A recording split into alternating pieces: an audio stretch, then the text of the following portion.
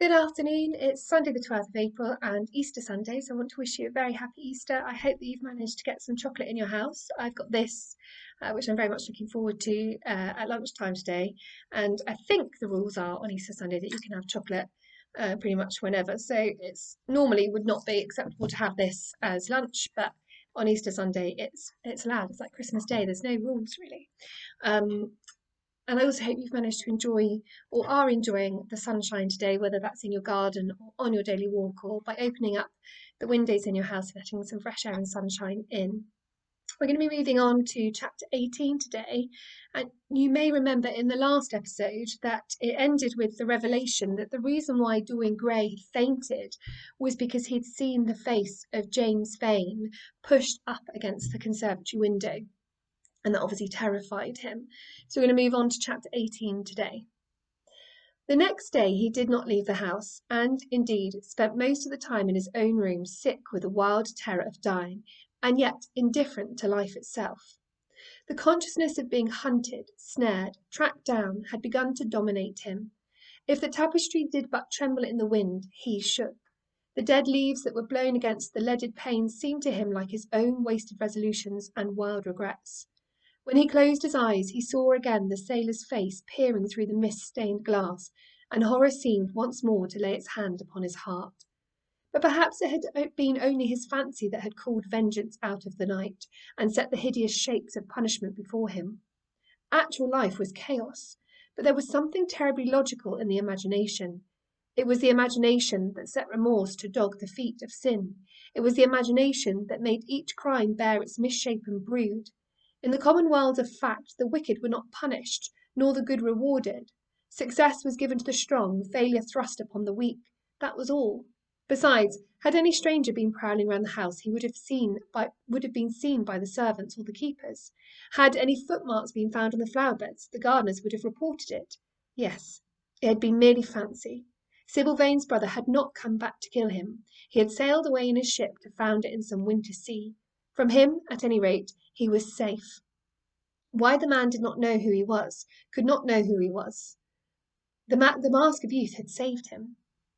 And yet, if it had been merely an illusion, how terrible it was to think that conscience could raise such fearful phantoms and give them visible form, and make them move before one. What sort of life would his be if day and night shadows of his crime were to peer at him from the silent corners, to mock him from secret places, to whisper in his ear as he sat at the feast, to wake him with icy fingers as he lay asleep? As the thought crept through his brain, he grew pale with terror, and the air seemed to him to have become suddenly colder. Oh, in what a wild hour of madness he had killed his friend! How ghastly the mere memory of the scene! He saw it all again. Each hideous detail came back to him with added horror. Out of the black cave of time, terrible and swathed in scarlet, rose the image of his sin. When Lord Henry came in at 6 o'clock, he found him crying as one whose heart will break. It was not till the third day that he ventured to go out. There was something in the clear, pine-scented air of that winter morning that seemed to bring him back his joyousness and his ardour for life. But it was not merely the physical condition of environment that had caused the change. His own nature had revolted against the excess of anguish that had sought to maim and mar the perfection of its calm. With subtle and finely wrought temperaments it is always so. Their strong passions must either bruise or bend. They either slay the man or themselves die. Shallow sorrows and shallow loves live on. The loves and sorrows that are great are destroyed by their own plenitude. Besides, he had convinced himself that he had been the victim of a terror-stricken imagination, and looked back now on his fears with something of pity and not a little of contempt. After breakfast he walked with the Duchess for an hour in the garden, and then drove across the park to join the shooting party. The crisp frost lay like salt upon the grass. The sky was an inverted cup of blue metal. A thin film of ice bordered the flat reed-grown lake. At the corner of the pinewood he caught sight of Sir Geoffrey Clouston, the Duchess's brother, jerking 2 spent cartridges out of his gun. He jumped from the cart, and having told the groom to take the mare home, made his way towards his guest through the withered bracken and rough undergrowth. "Have you had good sport, Geoffrey?" he asked. "Not very good, Dorian. I think most of the birds have gone to the open. I dare say it'll be better after lunch when we get to new ground." Dorian strolled along by his side. The keen aromatic air, the brown and red lights that glimmered in the wood, the hoarse cries of the beaters ringing out from time to time, and the sharp snaps of the guns that followed, fascinated him and filled him with a sense of delightful freedom. He was dominated by the carelessness of happiness, by the high indifference of joy. Suddenly, from a lumpy tussock of old grass, some 20 yards in front of them, with black-tipped ears erect and long hinder limbs throwing it forward, started a hare. It bolted for a thicket of alders. Sir Geoffrey put his gun to his shoulder, but there was something in the animal's grace and movement that strangely charmed Dorian Gray, and he cried out at once, "Don't shoot it, Geoffrey! Let it live!" "What nonsense, Dorian!" cried his companion, and as the hare bounded into the thicket, he fired. There were two cries heard, the cry of a hare in pain, which is dreadful, the cry of a man in agony, which is worse. "Good heavens! I have hit a beater!" exclaimed Sir Geoffrey. "What an ass the man was to get in front of the guns! Stop shooting there!" he called out at the top of his voice. "A man is hurt!" The head keeper came running up with a stick in his hand. "Where, sir? Where is he?" he shouted at the same time the firing ceased along the line. "Here," answered Sir Geoffrey angrily, hurrying towards the thicket. "Why on earth don't you keep your men back? Spoiled my shooting for the day." Dorian watched them as they plunged into the alder clump, brushing the lithe, swinging branches aside. In a few moments they emerged, dragging a body after them into the sunlight. He turned away in horror. It seemed to him that misfortune followed wherever he went. He heard Sir Geoffrey ask if the man was really dead, and the affirmative answer of the keeper. The wood seemed to him to have become suddenly alive with faces. There was the trampling of myriad feet and the low buzz of voices. A great copper-breasted pheasant came beating through the boughs overhead.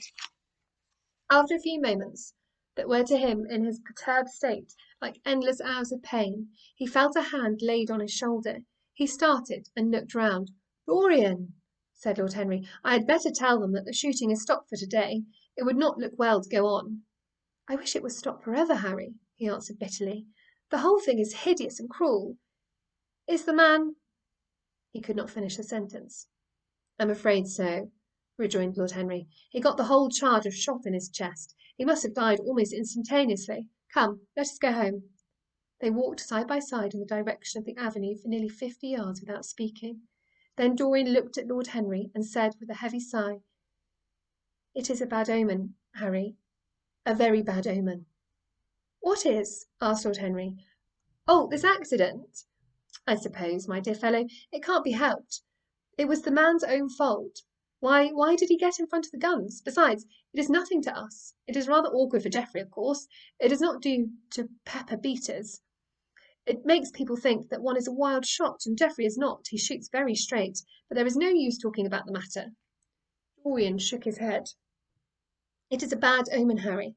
I feel as if something horrible were going to happen to some of us, to myself perhaps," he added, passing his hand over his eyes with a gesture of pain. The elder man laughed. "The only horrible thing in the world is ennui, Dorian. That is the one sin for which there is no forgiveness. But we are not likely to suffer from it, unless these fellows keep chattering about this thing at dinner. I must tell them that the subject is to be tabooed. As for omens, there is no such thing as an omen. Destiny does not send us heralds. She is too wise or too cruel for that. Besides, what on earth could happen to you, Dorian? You have everything in the world that a man can want. There is no one who would not be delighted to change places with you." "There is no one with whom I would not change places. Harry, don't laugh like that. I am telling you the truth. The wretched pheasant who has just died is better off than I am. I have no terror of death. It is the coming of death that terrifies me. Its monstrous wings seem to wheel in the leaden air around me. Good heavens, don't you see a man moving behind the trees there, watching me, waiting for me?" Lord Henry looked in the direction in which the trembling gloved hand was pointing. "Yes," he said, smiling, "I see the gardener waiting for you. I suppose he wants to ask you what flowers you wish to have on the table tonight. How absurdly nervous you are, my dear fellow. You must come and see my doctor when we get back to town."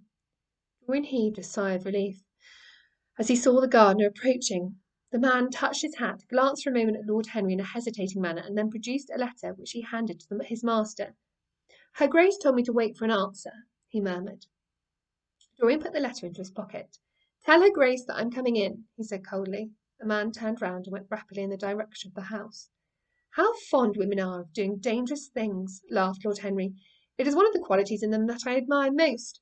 A woman will flirt with anybody in the world as long as other people are looking on. How fond you are of saying dangerous things, Harry. In the present instance you are quite astray. I like the Duchess very much, but I don't love her. And the Duchess loves you very much, but she likes you less, so you are excellently matched. You are talking scandal, Harry, and there is never any basis for scandal. The basis of every scandal is an immoral certainty, said Lord Henry, lighting a cigarette. You would sacrifice anybody, Harry, for the sake of an epigram. The world goes to the altar of its own accord, was the answer. I wish I could love, cried Dorian Gray with a deep note of pathos in his voice. But I seem to have lost the passion and forgotten the desire. I am too much concentrated on myself. My own personality has become a burden to me. I want to escape, to go away, to forget. It was silly of me to come down here at all. I think I shall send a wire to Harvey to have the yacht got ready. On a yacht, one is safe. Safe from what, Dorian? You are in some trouble? Why not tell me what it is? You know I would help you. I can't tell you, Harry, he answered sadly, and I dare say it is only a fancy of mine. This unfortunate incident has upset me. I have a horrible presentiment that something of the kind may happen to me. What nonsense! I hope it is, but I can't help feeling it. Here is the Duchess looking like Artemis in a tailor-made gown. You see, we have come back, Duchess. I have heard all about it, Mr. Gray, she answered. Poor Geoffrey is terribly upset, and it seems that you asked him not to shoot the hare. How curious! Yes, it was very curious. I don't know what made me say it. Some whim, I suppose. They looked the loveliest of little live things, but I am sorry they told you about the man. It is a hideous subject. It is an annoying subject, broke in Lord Henry. It has no psychological value at all. Now, if Geoffrey had not done the thing on purpose, how interesting he would be. If Geoffrey had done the thing on purpose, how interesting he would be. I should like to know I can't speak today, sorry. I should like to know someone who had committed a real murder. How horrid of you, Harry, cried the Duchess. Isn't it, Mr. Gray? Harry, Mr. Gray is ill again. He is going to faint. Dorian drew himself up with an effort and smiled. It's nothing, Duchess, he murmured. My nerves are dreadfully out of order. That is all. I'm afraid I walked too far this morning. I didn't hear what Harry said. Was it very bad? You must tell me some other time. I think I must go and lie down. You will excuse me, won't you? They had reached the great flight of steps that led from the conservatory onto the terrace. As the glass door closed behind Dorian, Lord Henry turned and looked at the Duchess with his slumberous eyes. Are you very much in love with him? He asked. She did not answer for some time, but stood gazing at the landscape. I wish I knew, she said at last. He shook his head. Knowledge would be fatal. Knowledge would be fatal. It is the uncertainty that charms one. A mist makes things wonderful. One may lose one's way.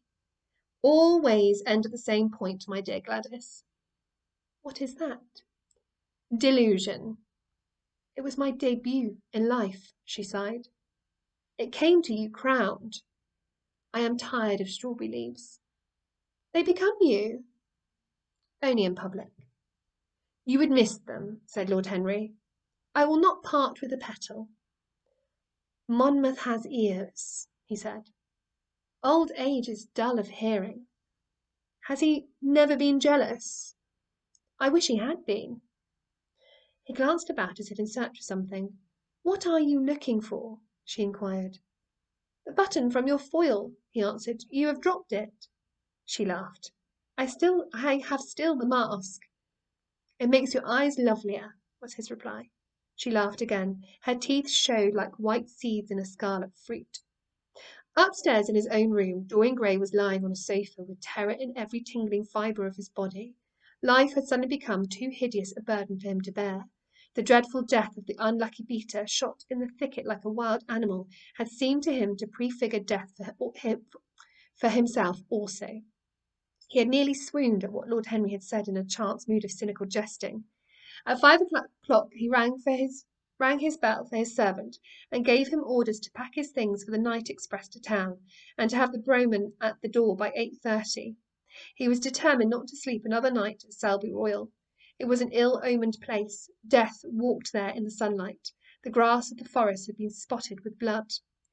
Then he wrote a note to Lord Henry, telling him that he was going up to town to consult his doctor, and asking him to entertain his guests in his absence. As he was putting it into the envelope, a knock came to the door, and his valet informed him that the head keeper wished to see him. He frowned and bit his lip. "Send him in," he muttered, after some moments' hesitation. As soon as the man entered, Dorian pulled his cheque-book out of a drawer and spread it out before him. "I suppose you've come about the unfortunate accident of this morning, Thornton," he said, taking up a pen. "Yes, sir," answered the gatekeeper. "Was the poor fellow married? Had he any people dependent on him?" asked Dorian, looking bored. "If so, I should not like them to be left in want, and will send them any sum of money you may think necessary." "We don't know who he is, sir. That is what I took the liberty of coming to you about." "Don't know who he is?" said Dorian listlessly. "What do you mean? Wasn't he one of your men?" "No, sir. Never saw him before. Seems like a sailor, sir." The pen dropped from Dorian Gray's hand, and he felt as if his heart had suddenly stopped beating. "A sailor?" he cried out. "Did you say a sailor?" "Yes, sir. He looks as if he had been a sort of sailor, tattooed on both arms, and that kind of thing." "Was there anything found on him?" said Dorian, leaning forward and looking at the man with startled eyes. "Anything that would tell his name?" "Some money, sir, not much, and a six-shooter. There was no name of any kind. A decent-looking man, sir, but rough-like. A sort of sailor, we think."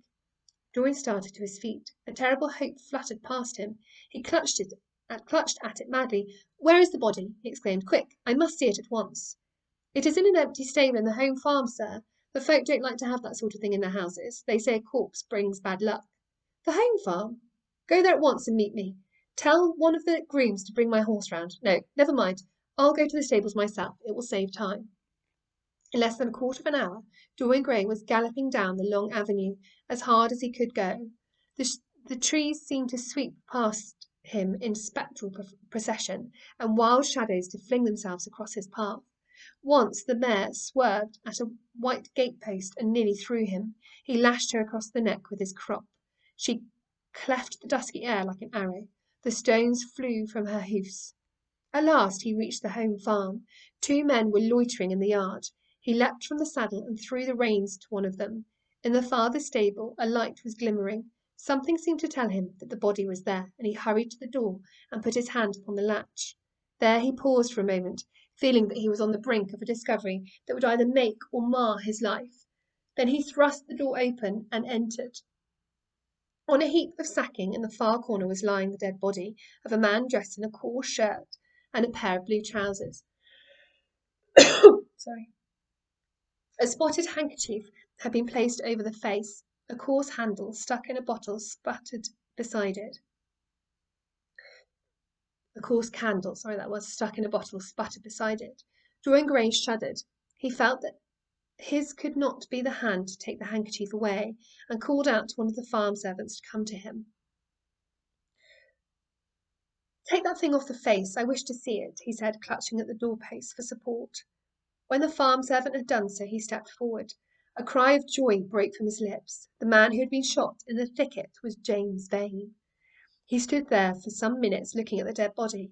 As he rode home, his eyes were full of tears, for he knew he was safe. And that's the end of chapter 18. So we've got two more to go, chapter 19 and chapter 20, which we'll do over the next couple of days.